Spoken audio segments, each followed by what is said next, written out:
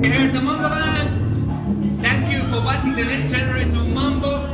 It's a documentary about sharing the love and passion we have for Mambo dancing. I especially want to thank Cheyenne, Kamran, Adolfo, Indacochea, and the entire Mamboland organization, as all the interviews were conducted here at the Mamboland. So thank you, Adolfo. Thank you, Cheyenne. This documentary, you will see a lot of the current legends, living legends like Adolfo, sharing their stories, their passion for Mambo, and also, of course, the next generation dancers. So sit back and enjoy.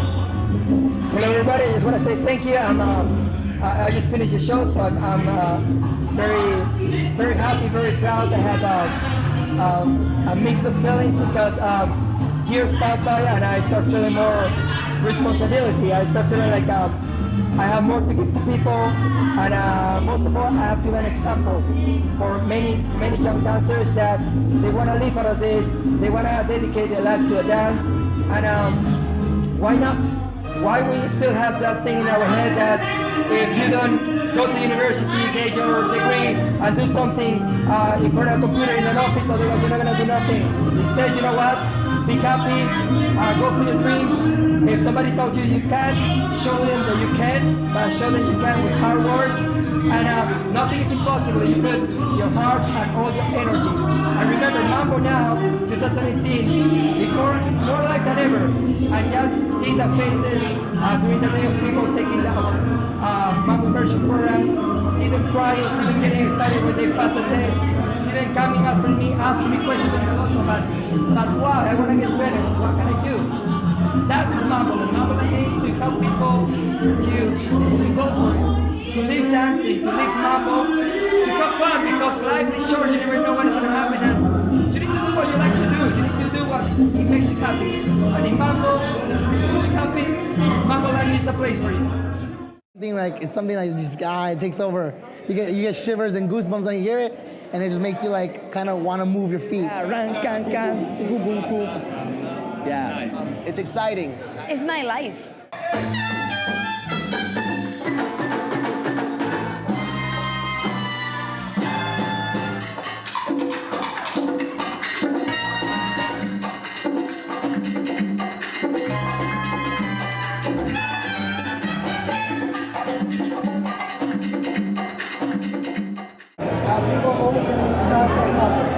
Well, the word mambo, according to the musicians in the world, and according to the great Arsenio Rodriguez, who invented the terminology mambo, it's a part of the music where it brings in all the horns and the up-tempo beats.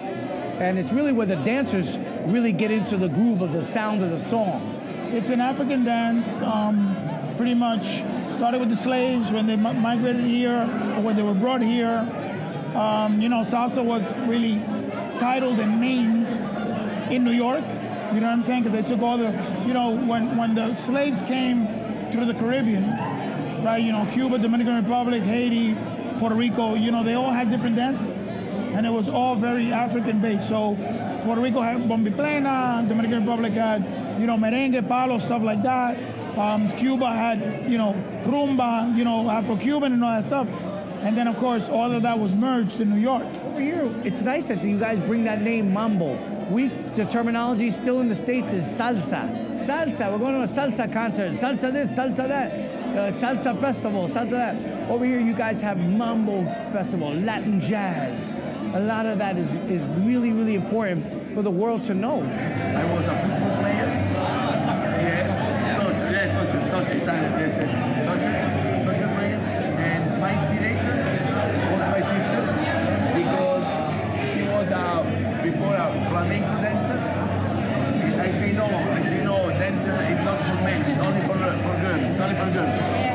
And after she said, go, Antonio, try. And I say, okay, I will try. And so thanks to Jasmina, to my sister, he represents my passion, she passion, and is the passion of our life. All right, so my mom is a dance teacher, and me as a kid, I was 3 years old around the time she was doing it, and I would watch her every day. They would go to the parks, and they would choreograph in the parks. My mom didn't have a studio, nothing. and we'd be in the parks, and I would be in my stroller. I remember being in my stroller, and I'd be watching all day. I didn't even care about playing in the playground or anything, the parks or anything. I would watch. And I remember I would try to imitate and copy, and there my mom saw that I was in love with dance. We kept going. Around the age of 13, I started taking it a little more serious. I started going to the congresses, taking workshops, seeing big names, Tropical Jam. I would go to Vegas Congress every year. Tropical Jam, Yamule, Editores, all these type of names. And I would take the workshops, and then there it was like, I told my Mom, I want to be on the stage like them, and I want to do this. And my mom was my support system, and she's like, one day we're gonna get you like this. We're gonna get you up there. Well, I'm Latino. I'm half Puerto Rican, half Dominican. So since I was a kid, I think even since I was in the womb, my mom always told me she worked in a nightclub that I was already dancing salsa when I came out, like woo. But yeah, it was really important for her. So they were really busy. They were always working, and some recreational activities that she wanted to do for me were dance, and salsa was a big part of it since I was a kid. My parents gave me a way to dancing folk, like folk dance and folkloric dances and stuff in Russia when I was 4, and so I was doing that for like maybe 10 years or something. And then in 2003, I moved to Sweden, to Stockholm, where we live now. And there I continued. I was interested, I like dancing, so my mother found me like a dance, like a dance program for youth kids. So it was like a 3-year program with different styles like jazz, ballet, and some street, different things, But then I kind of got tired of it, and I just wanted to live my life, be a normal teenager, have fun, go to parties, I was tired of practicing all the time. So I kind of left it for a couple of years, and then later, my mother was also dancing tango, so I started to get interested in that, and then from there it kind of connected with salsa, because a lot of people that dance tango also socially dance salsa, and so I just decided one day, like, well, I'm gonna learn it. So I spent half a year focused and got into it, and then I realized, okay, this is something that I really like, and I think that it's for me. Bueno, soy Lorenita Andrade, de Oaxaca, México. Empecé a los 10 años de edad en una compañía de Oaxaca. Chiquita empecé a bailar siempre con los grandes. Todavía en esa época todavía no era muy común en los niños el baile, ¿no? Entonces conmigo pues empecé así. A los 13 años más o menos estuve en ballet, hice 5 años de ballet de contemporáneo. Dejé como por un año la salsa, estuve súper triste, pero siempre seguí con el ballet, todo eso. Estuve después con una pareja de México que estaba antes en San Francisco, después fue a México, se llamaba Enrique Jarquí, y bueno, empecé a trabajar con él mucho tiempo, 5 años juntos trabajando, hicimos una carrera súper linda. Vinimos también aquí a Italia a trabajar con Fernando Sosa y con Adolfo, de hecho.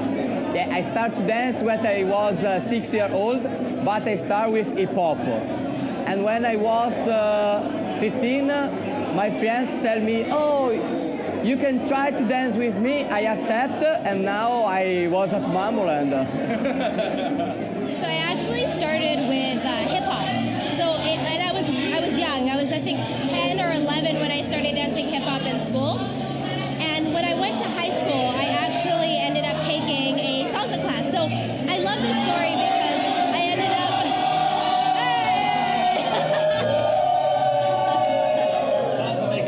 Yeah, they're excited, of course. So I actually started salsa dancing in high school, and my very first week in high school, they have a salsa club, and I don't know if you've ever actually walked into something, whether that be dance or whatever your passion is, and you just sort of knew that's what you wanted to do for the rest of your life in some way, shape, or form. I walked into this class, and there was probably about 30 or 40 people, and I walked in, and I just was like, I just knew. I knew that I was going to do this for the rest of my life in some way, and I've been doing it now for 11 years. I would say that throughout my high school career, it was very casual. I would go out with my friends, and we would just go to socials within Vancouver. I took a few classes, but mostly within the school. And then after high school, I started taking other classes within Vancouver. And I went to my first Congress in Vancouver, the one that Cheyenne actually ran, Vancouver International Salsa Congress. And everything was up from there, and I started training. I've trained with a lot of different instructors within Vancouver as well as outside of Vancouver, and it's my passion, and I feel like you can't really stop, and you can't forget where you've come from. That's that root of where I started, that passion of walking into my very first salsa class. I've kind of kept that with me, and if you don't take that passion with you, I think that it doesn't work out for you in the future, right? Yeah. I started in Greece 14 years ago. When I started, there was salsa clubs. The salsa scene was like zero, but we used to have 3-4 salsa clubs, live bands and everything, but people, they didn't know how to dance, they didn't know how to play with the music, and nothing. Before salsa, I just like really like no more people working in the office. I have like, my life is like no more, really no more. But the one day is in my hometown in Beijing, I go to Salsa Caribbean, they have like a Latin club. I saw people is dancing, like the music is like, in my life, I never hear the music. I'm so interested. So that's why I start to learn salsa. Bueno, yo soy actriz, me formé en teatro y durante esa formación recibí mucha información de danza, ¿no? Hice contemporáneo, clásico y por unos amigos empecé a conocer el mundo latino y para mí la salsa fue un descubrimiento y yo me descubrí en el baile, ¿no?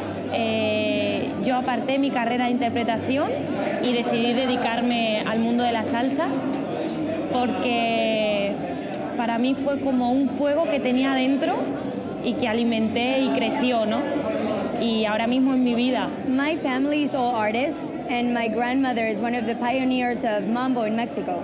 So the dancing is in my blood, yes. But I never thought I actually wanted to be a dancer. I danced since young. I did like jazz, Hawaiian dancing, cheerleading. I did a little bit of ballet. Like I did stuff when I was younger. I just never thought I was going to be a dancer. And then when I was doing cheerleading, we did like a competition on TV, and we put a little bit of salsa in it. And then I was like, ooh, I like this. What is this? You know, so I started I'm a super overachiever, perfectionist, passionate person. So I was like, I want to learn everything that is about this. So I moved to like another city to start learning. Then I went to New York. I started traveling through congresses. And I was like, okay, like, I think I want to do this for a while I'm young, you know? And then I got the invitation to join Jamule. So it was an invitation I couldn't pass. Supposedly I was going to do it for like 6 months. It's been 12 years or 13. So yeah, that's pretty much it. Why I start to dance is because my father is a champion of rock and roll. Oh. Yeah, acrobatic rock and roll. So he every time say to my mom, I want one of my kids like do dancers. And I said, and he did. He did, and I started to dance tango and the ballroom. But my ballroom was like a professional. I spent a lot of my things in ballroom. I love ballroom. I love the energy. The ambient is different of salsa, but it's good too. I love that. And also when I finish only like 5 years, right? And after, you know, when you meet some girls or you go to discotheque, the salsa is crazy stuff. Like putting you to know people, new people, and the ambient is different. For me was from here to go like this, from the ballroom to salsa was different. But for me was, okay, I want to change my life. Because salsa changed my life a lot. Like I have 17 years in this world right now, yeah. I started like taking classes like regular, like when I was like 24 years. So I was already old. But my love from salsa started before because my dad loves salsa. So my dad is like very salsero. And I used to dance with him in all the parties, like Mexican style. And I was always like so happy, feeling like I was an amazing dancer. And I always wanted to dance. So one one day he took me to this famous club in Mexico, and I saw a guy dancing. At that time, I was 13. I don't know how my dad put me into that club, but I saw this guy dancing, and I was thinking, I want to dance with him one day. So I was 13. 10 years later, I wanted to dance. I really wanted to dance. So I tried to find him, and I went to take his class. So I took his class. But pause. Before, when I was like 17, I went to Mexico City to visit my dad, and I was thinking, I want to see this guy. I want to take a class with him. So I took one class with my grandma. I said, please take me to this class. I want to learn. Then, 17, after like 5-6 years, finally I decided to take class. I fell in love. At that time I was learning percussion. I used to play in different bands. And my teacher said, let's make an exchange. Teach me how I can understand the music to dance on too, and then I will teach you how to dance. And I was like, perfect, done. But I never had time. So finally, I quit my job. I said, I will quit my job because I want to dance. I want to be a dancer. My boss used to laugh at me. I said, I'm coming to quit because I want to be a dancer. And he was laughing at me. Say, Selene, are you serious? You're old. Did you learn before something? I'm like, no. You took ballet? No. Nothing in my life. But I want to dance so bad. My entire life, when I was playing drums in the bands and I was watching people dancing, I was like, that I should dance or that I should play, because I love both. But at the end, I think dancing was my dream forever. So we actually did start as a salsa couple first. When we met, we had a passion for the love for salsa. I was dancing on 2, Tania was dancing LA style on 1. So it was 2 different worlds. And when we got together, we had the same goals. We wanted to travel the world. We wanted to teach people. We loved to teach. And that's how we initiated. We started dancing together for about a year and a half. Actually, about a year of salsa. Actually, no, I think a little bit of both. We tried to do the whole salsa thing. It was very difficult. It's very challenging. We didn't have a lot of training, which is why then the bachata kind of came in. And then that was the direction to go. But one of our priorities was never to lose sight of what we initiated, what we loved, which is salsa. Si canta y baila como ahí nomás. En vez de uno somos tendremos tú y yo mano a mano. Yo seré el vencedor, tú serás el vencido, mi hermano. Baila como yo, en vez de uno somos dos. Ay, no te vayas a equivocar. Well, what I inspire for the kids today to learn more about where Latin music comes from. Tito Puente, Tito Rodriguez, Machito. These are big bands, those big 3 Palladium orchestras that really made the whole mambo sound and the feel of it, and the whole scene, for that matter. They really took mambo to a whole nother level and brought it to the masses. This was a very small group of people that loved mambo music, and they called them the Mambo Nicks. They used to go to upstate New York, and they started at the Palladium, which is the center of mambo music at that time in the 1950s. Okay, they were great dancers, they were great musicians, and they were great enthusiasts of the music. So they kept the music alive through that era. And at the time, they were big. And then, of course, you had all the dancers, Cuban Pete, Millie Donay, all of those people who, of course, from the dancing perspective, they were amazing. It's not only about mambo, it's the dancers that have kept alive the music and everything, because the music is not like it grows a lot nowadays, like back in the years, like in the 70s, in the 80s. But what kept alive the salsa is the dancers, and the instructors, the congresses, that make it alive and made it like universal. So all the people now see what salsa, have the possibility to see what salsa and keep this alive. We keep alive, actually, the salsa nowadays. I actually just posted something on Instagram, and it was like mambo, my passion, my job, my life. Yeah, it's my passion. I love to do it. It's something that I want to do for the rest of my life. It's my job. This is all I work. I don't work anything else. We have 2 studios at our back in Portland at our home, and basically that's where we make our money from. It's how we pay our rent, everything, and it's my life because I can't live with it. If I didn't have it, I feel like I wouldn't be here. Life. My life. It's difficult to be a dancer. It's not easy, especially when you start late.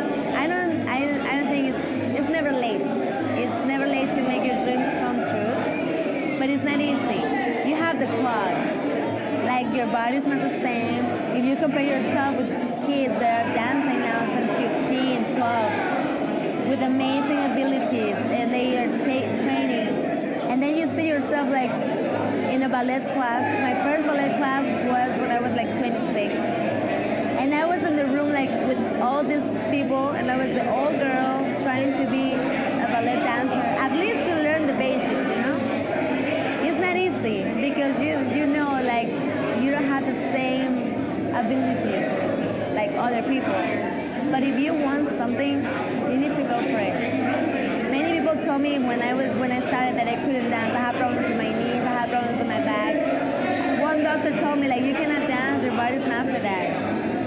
You know, and I was like, for a couple months, and then I was like, I don't give a fuck. I will do it. And then I just decided to do it. You know, people, you know, in the beginning, people don't believe.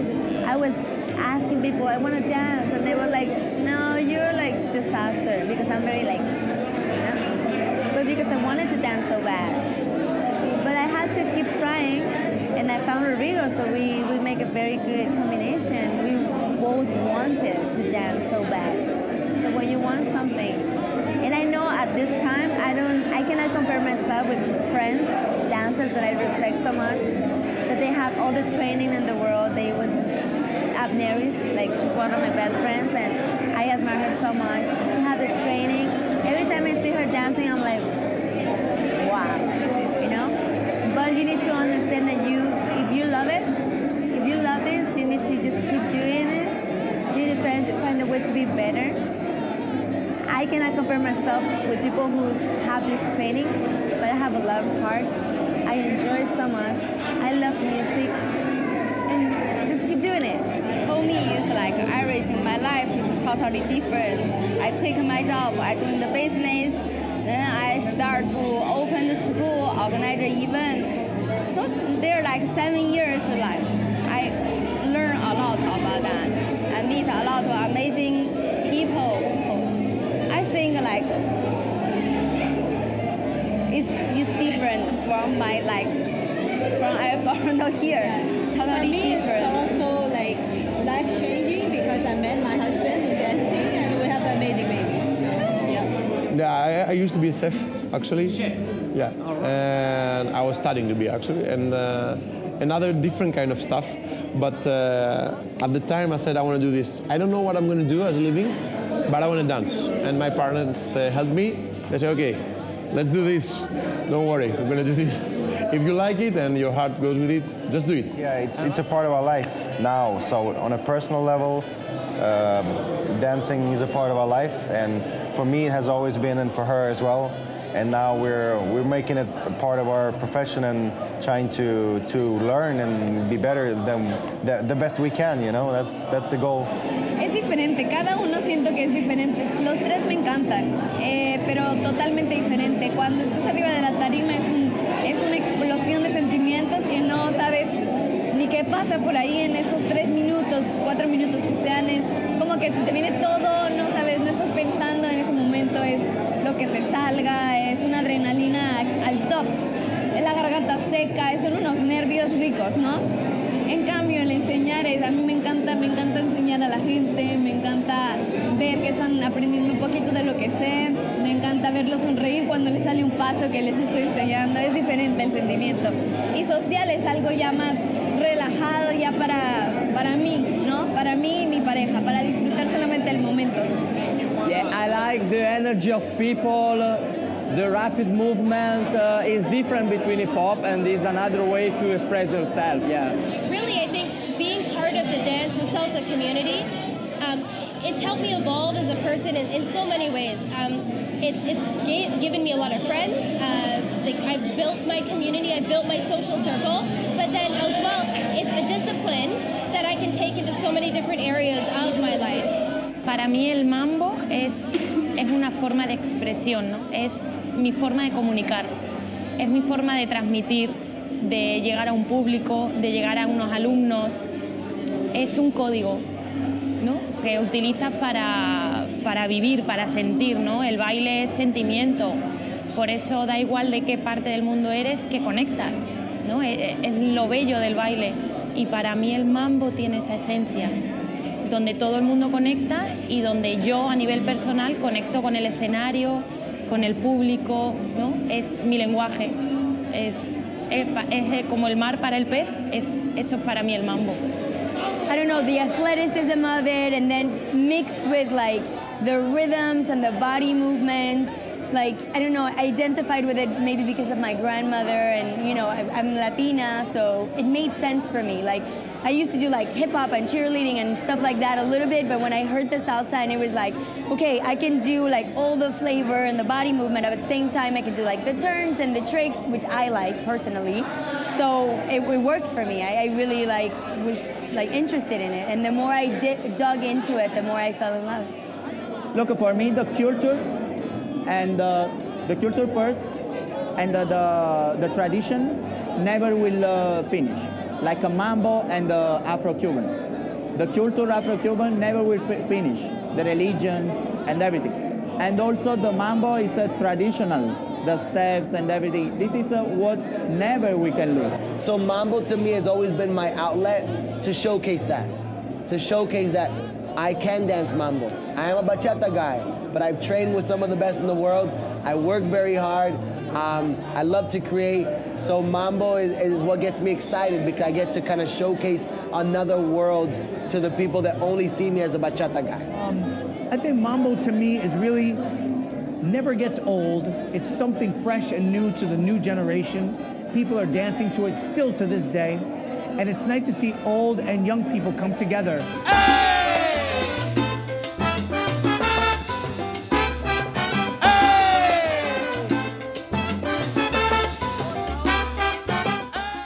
And so it was from the Palladium, you know, and of course it was kept alive through, you know, the nightlife in New York and all the clubs and all the after hours in New York and stuff like that. But when Fania surfaced, you had all the greatest musicians in the world.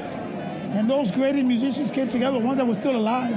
They came together, and it was like, you know, Johnny Pacheco, Celia Cruz, you know, Roberto Roena, Hector Lavoe, all of those guys came together, and it was like, boom.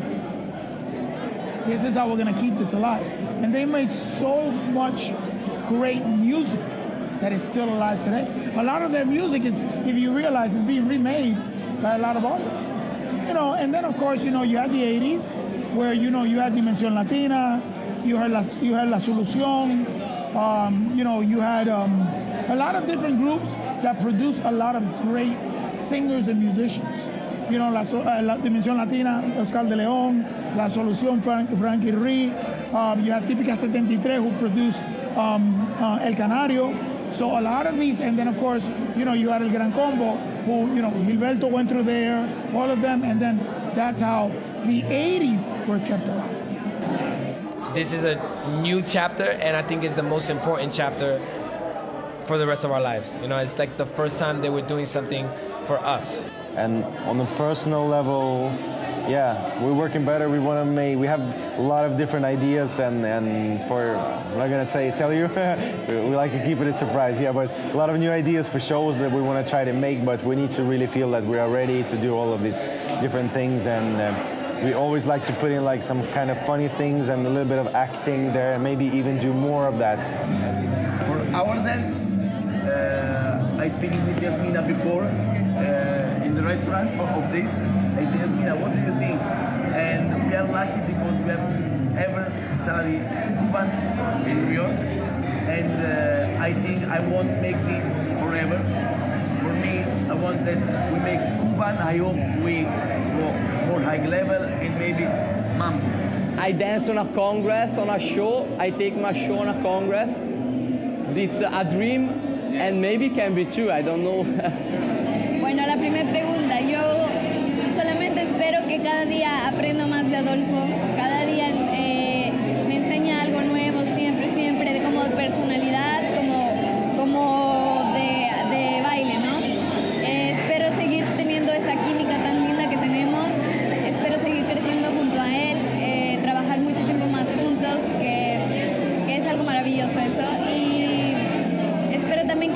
que siga así de linda conmigo, que gracias a Dios me ha recibido de una manera tan linda, porque como te decía, 8 meses con Adolfo no es fácil en el aspecto que es un trabajo duro, ¿no?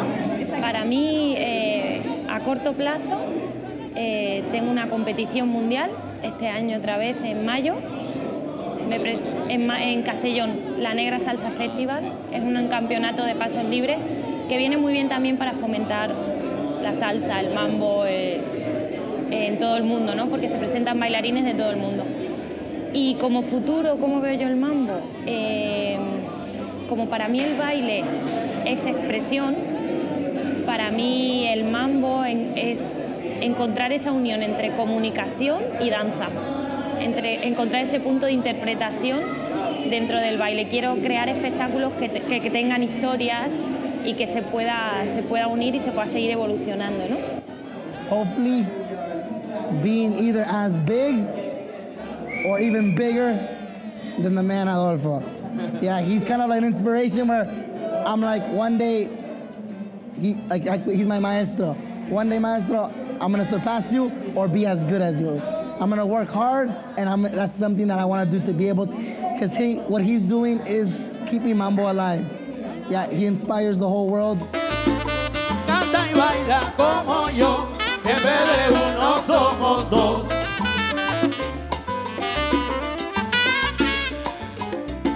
Si canta y baila como yo, en vez de uno somos dos.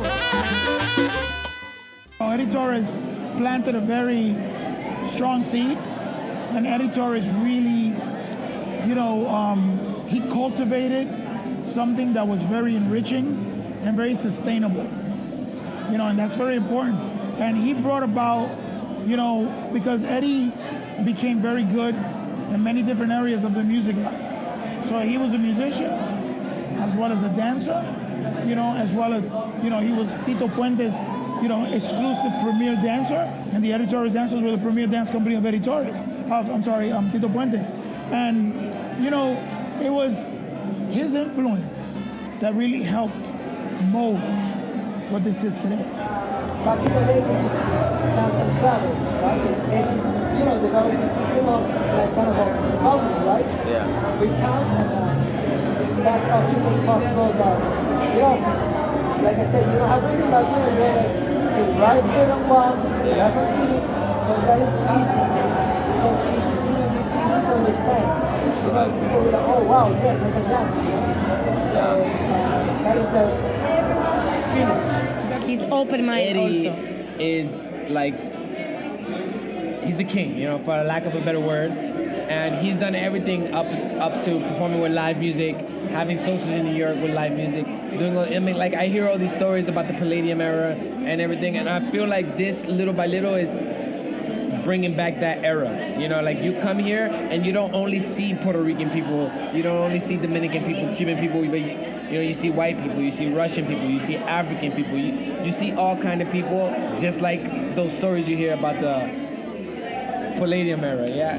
So I believe, especially we're in a really critical position right now, but I think we're gonna make it, and I'm talking about people now, they want to really learn their roots, as I said before. There are good instructors that can help you, and I hope most of the people get inspired from those instructors, because it's not bad. It's like all professions, even a doctor can be a bad doctor, or that's more important than a salsa teacher. I mean, a salsa teacher, maybe he won't allow you to learn good. But the most important thing is, I believe, of all these good instructors, if you get them and we keep the roots and the tradition, Mambo will go more, salsa will go more, and it will grow. And it's our responsibility as instructors and dancers to keep this alive. It's definitely grown, 100%. I feel like we are blessed to have some of the best mentors, that we could ever ask for. It's just the people that we looked at when we were starting off. Now, I just to be even in their presence, it's a humbling experience. Obviously, we discussed about our generation now, how it's a very motivated generation. It's a very optimistic generation. So I really just foresee a lot more dancers. I think the events are going to continue. I think the events are going to become more creative, more unique. People are going to continue to try and step outside the box. So from an events perspective, I feel like we're going to see a lot more creative and unique events more often. As dancers, I feel like we're going to get a lot more just different qualities of styles. I feel like there's gonna be a fusion. You're gonna start noticing different people from other genres, maybe dipping into mambo, and we may be kind of getting that. So I think that's gonna be an awesome thing. And I think just in general, people are gonna continue teaching and learning mambo for as long as they can. So it's gonna be around. I feel like there's gonna be dance studios all over the place. The dance studios are gonna be teaching at high caliber. Performances are gonna be amazing, creative. And I truly believe that with the momentum of what we're trying to do with live music, I feel like there's gonna be a greater appreciation for live music down the road. What I think in the future is that I hope when I am old and I can't dance anymore, maybe somebody can put the level every time more, push up, and never will relax, like, okay, this is what the people want. So CQ or something like easy stuff that the people like it, but you are not pushing the salsa, you know. I am talking about the classic things. I love when the mambo people, every time the choreo is different. And the push, different shine, different blah, blah, blah. Every time it make me like inspire me, every time. And also when the people like a tropical jam do something different every time and say, wow, this is okay, wow, this is okay. And for me, I appreciate the future if I always look at the salsa like an art and not like a business. The dream would be to kind of incorporate it into the society, the cultural society on a higher level. Unfortunately, I have to say, like for me, compared to Russia, where the cultural life, like theater and ballet and art is so rich, in Stockholm, it's a little bit poor. I find it anyway, from my perspective. So, and it's very expensive, venues, everything is very expensive. Like a dream for me would be like to make something like Adolfo is making, you know, maybe with some live band, and actually maybe make a whole, you know, like a performance where people buy a ticket and they go to see a show like any theater show, but it's a mambo show for 30 minutes or 40 minutes, and maybe do some story there and something like that. And that would be like that would be awesome, and I'm prepared to invest time and money. That will come later, you know. But the goal for us will never be to make a lot of money. The goal will be to evolve with the dance, I think. And exactly, but because that's what everybody's talking about, like on a higher level. That the ultimate goal is like salsa and mambo is being more respected on an international level, like a dance, you know, not like a street dance, but like an art form. Nowadays, I think that fills me out the most is people. Yeah. You know, like coming to people, like Adolfo, because you named the best night of my live dancing, what you did last night. For me, something special because when you touch art, that's what makes it really different. We have a lot of people in China, so if that's what we're looking for, that. Now it's like the market, we have some people just want to have fun. We have some really, the dancers want to learn to be good dancers. So that's what we want to bring Mamboland to China. So if you want to have fun, okay, we are not saying like have fun is not good. We think okay, but we also need a good dancer. The one of the most important for me is put the salsa in the theater. Because I never think that the salsa will do like art. Only one that when I was kids, every time I follow him, because the mentality that he was like in the theater was Frankie Martinez. And when I know him in 1009, I don't know exactly, you know, when I meet him, I understand that this isn't the mentality that I like it, because he wants to push the salsa in another level, right? And so when I take my company, I said, okay, I want to continue like with my mentality, with my idea. My idea is the most important for me, because if you don't have idea, what do you want? You never will do. Mambo will continue to grow. I think that we have a lot of great people that are on top now, that have vision, business vision, and also dance vision, that who care also. So I think that if these people, like all of us, can kind of like come together, we can like make this thing explode. Never stop. Like even if things are difficult, very difficult, sometimes they don't know what we're going through. And don't stop. Honestly, to not do it, you're missing out. I don't know a better way to say it. It's the most beautiful dance on the planet. And the level of complexity, the level of intimacy, just the level of diversity. It's just amazing. It's never gonna go away. Where have you been? You haven't heard any mambo music?